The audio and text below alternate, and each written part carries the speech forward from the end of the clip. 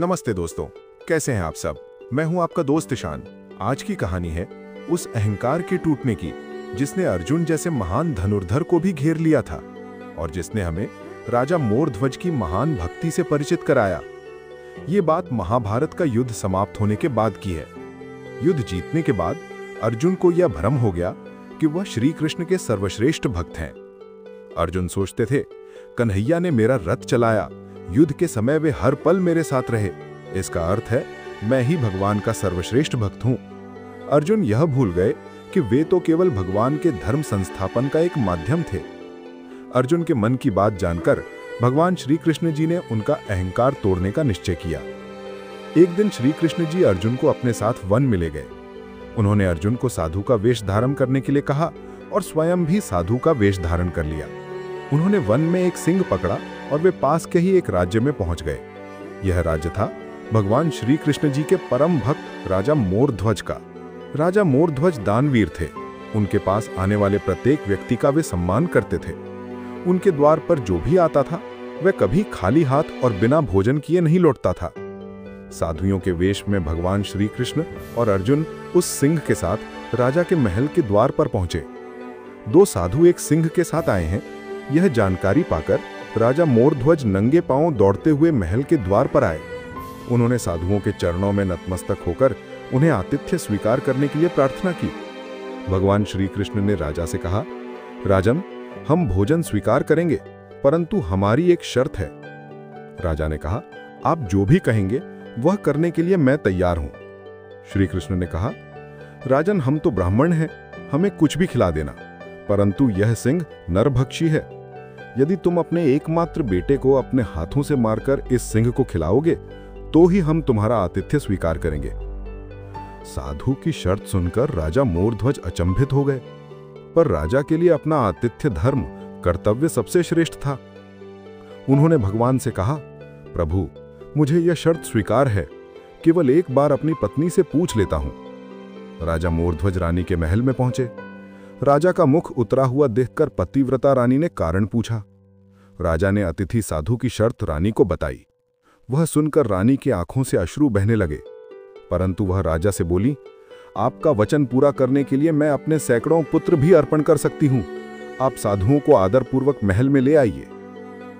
इधर अर्जुन ने भगवान से पूछा, माधव, आपने महाराज से यह क्या मांग लिया? श्री कृष्ण जी बोले, अर्जुन, तुम देखते जाओ। राजा साधु और सिंह को महल में ले गए और उन्होंने भोजन की तैयारी आरंभ की। साधुओं को अनेक भोग परोसे गए, परंतु उसमें से कुछ भी अर्जुन के गले से उतर नहीं रहा था। राजा मोरध्वज का पुत्र रतनकमर केवल 3 वर्ष का था। राजा रानी ने स्वयं जाकर अपने पुत्र को तैयार किया। उसने भी हंसते हंसते अपने प्राण दे दिए। राजा रानी ने अपने हाथों से उसका वध किया और सिंह को परोस दिया। भगवान ने भोजन ग्रहण किया, परंतु जब रानी ने पुत्र का आधा शरीर देखा तो वह अपने आंसू नहीं रोक पाई। सिंह को पूरा भोजन न करने से साधु रूपी भगवान को बहुत क्रोध आ गया। वे महल से जाने लगे। राजा रानी उन्हें रोकने का प्रयास करने लगे। उसी समय अर्जुन को यह भान हुआ कि भगवान मेरे अहंकार को तोड़ने के लिए यह सब कर रहे हैं। तब वे स्वयं भगवान के पैरों में गिरकर विनती करने लगे। उन्होंने भगवान से कहा, हे भगवान, आपने मेरे झूठे अहंकार को तोड़ दिया है। राजा रानी ने अपना वचन पूरा करने के लिए स्वयं का पुत्र त्याग दिया है और आप रूठ कर जा रहे हैं। दया करें प्रभु, मुझे क्षमा करें और अपने श्रेष्ठ भक्त का कल्याण करें।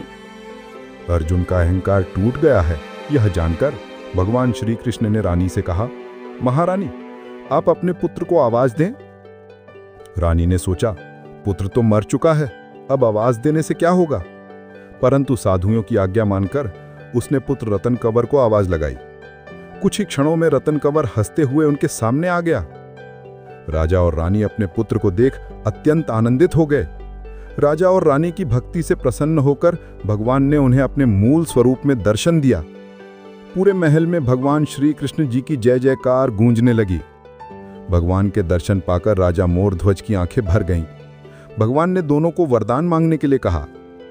राजा रानी ने कहा, भगवान, बस इतना वरदान दें कि अपने भक्त की कभी भी इतनी कठोर परीक्षा न लें जैसी आपने हमारी ली है। भगवान ने तथास्तु कहकर उन्हें आशीर्वाद दिया और राजा के पूरे परिवार को मोक्ष प्रदान किया। इस प्रकार राजा मोरध्वज की अटूट भक्ति से अर्जुन का अहंकार टूट गया। बच्चों, मैं ही सबसे अच्छा हूं, अच्छी कृति करता हूं, ऐसा विचार मन में कभी ना लाएं। यदि ऐसा अहंकार युक्त विचार मन में आए तो तुरंत भगवान से क्षमा मांगे। आज के लिए बस इतना ही। फिर मिलेंगे एक नई ज्ञानवर्धक कहानी के साथ।